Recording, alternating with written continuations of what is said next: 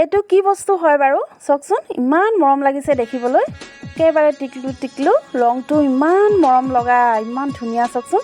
ইয়াতকৈ বেছি যদি পকি যায় নহয় একেবাৰে চেৰী ৰংটোৰ নিচিনা হৈ যায়, তেতিয়া দেখিবলৈ আৰু বেছি ভাল লাগে।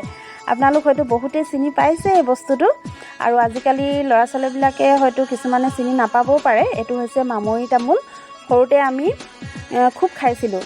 আমি মামৰি তামোল বুলিয়ে কওঁ, ঠায়ে ঠায়ে হয়তো ইয়াৰ নামটো বেলেগো হ'ব পাৰে। আৰু এতিয়া মই এটা আপোনালোকক কাটি দেখাম দেই, একেবাৰে তামোলৰ নিচিনাই হয় আৰু খাই খুব ভাল লাগে।